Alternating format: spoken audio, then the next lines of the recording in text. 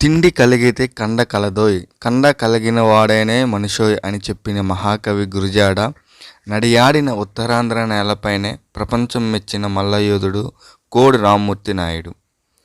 కలియుగ భీముడిగా, ఇండియన్ హెర్క్యులస్గా, మల్ల మార్తాండగా ప్రపంచ దేశాల్లో భారత కీర్తి ప్రతిష్టలు చాటి చెప్పాడు. తన భుజబలంతో ప్రత్యర్థి నోరెళ్లబెట్టేలా చేశాడు.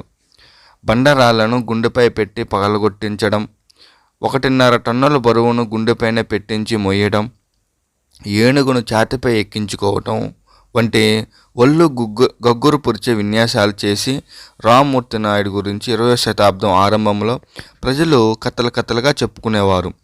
శరీరానికి కట్టిన ఉక్కు గొలుసులను ఒంటి చేత్తో తెంచేసి ఆయన బలానికి ఆంగ్లేయులు శభాష్ అన్నారు. ప్రస్తుత పార్వతీపురం మాన్యం జిల్లా వీరఘట్టం కోడి రామ్మూర్తి నాయుడు స్వస్థలం. కోడి రామ్మూర్తి నాయుడు 1883 నవంబర్ 3వ తేదీన వీరఘట్టంలో జన్మించాడు.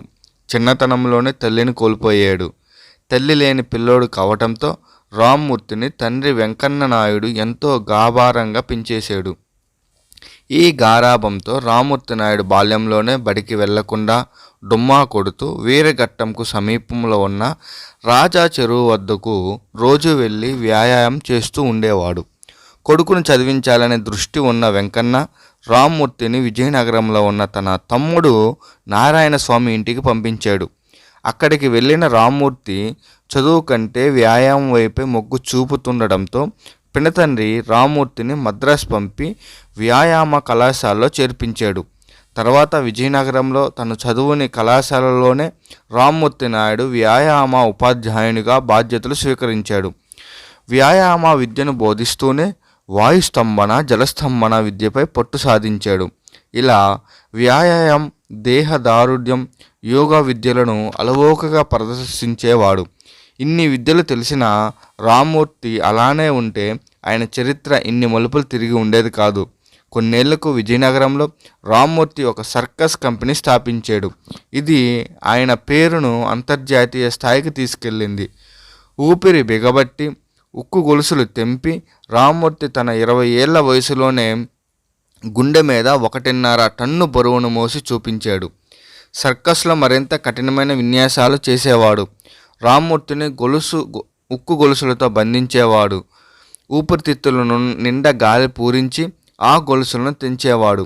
2 కార్లకు గొలుసులు కట్టి వాటిని తన భుజాలకు తగిలించుకునేవాడు. కార్లను ఎంత వేగంగా నడిపించినా అవి కదిలేవి కాదు. ఏనుగును ఛాతీ మీద ఎక్కించి దాదాపు 5 నిమిషాలు నిలిపేవాడు. అందుకే ఆయన సర్కస్కు విశేషమైన ఆదరణ కూడా ఉంది. లోకమాన్య బాలగంగాధర తిలక్ ఆహ్వానం మేరకు రామ్మూర్తి నాయుడు పూణే వెళ్ళి సర్కస్ ప్రదర్శన ఇచ్చాడు. రామ్మూర్తి ప్రదర్శన చూసి బిత్తరపోయిన తిలక్ ఆయనకు మల్లా మార్తాండ అనే బిరుదు ఇచ్చాడు. 1920 సంవత్సరంలో కార్లను ముందుకు వెళ్లకుండా గొలుసులతో పట్టి ఆపుతున్న రామ్మూర్తి ప్రదర్శన చూసి బ్రిటిష్ వైస్రాయ్ లార్డ్ మింటో ఆశ్చర్యపోయాడు. రామ్మూర్తి బృందాన్ని ఇంగ్లాండ్ తీసుకెళ్లి బకింగ్హామ్ ప్యాలెస్లో ఇంగ్లాండ్ రాణి, అప్పటి రాజు అయిన 5వ జార్జ్ చక్రవర్తి ముందు ప్రదర్శన ఇప్పించాడు. రామ్మూర్తి నాయుడు ప్రదర్శన ఇచ్చిన ఇంగ్లాండ్ రాణి అతనికి ఇండియన్ హెర్క్యులస్ అనే బిరుదుతో సత్కరించారు. యూరప్లో పలు ప్రదర్శనలు ఇచ్చిన రామ్మూర్తి నాయుడు అనంతరం జపాన్, చైనా, బర్మా దేశాల్లో కూడా సర్కస్ ప్రదర్శనలు ఇచ్చాడు. బర్మాలో హత్యాయత్నం జరగడంతో విదేశీ ప్రదర్శనను నిలిపివేసి స్వదేశంలోనే స్థిరపడ్డాడు. సర్కస్ కంపెనీ ద్వారా అప్పట్లోనే లక్షల రూపాయలు సంపాదించిన రామ్మూర్తి భారీగా దాన ధర్మాలు, విరాళాలు అందించేవాడు. భారత స్వతంత్ర ఉద్యమానికి సైతం తన వంతు సాయం అందించాడు. జీవిత చరమంకంలో రామ్మూర్తి నాయుడు ఇబ్బందికర పరిస్థితులు ఎదుర్కొన్నాడు. అనారోగ్య సమస్యలు, ఆర్థిక ఇబ్బందులు ఆయన్ని చుట్టుముట్టాయి.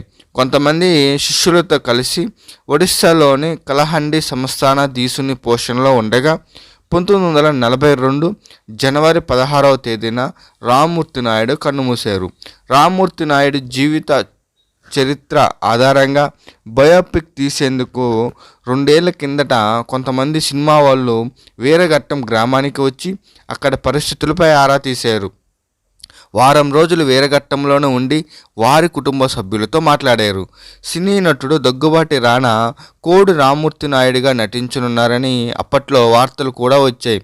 అనంతరం ఈ విషయంలో ఎటువంటి పురోగతి కనిపించలేదు. కోడి రామ్మూర్తి నాయుడు అంటే అమెరికాలో కూడా మంచి గుర్తింపు ఉంది.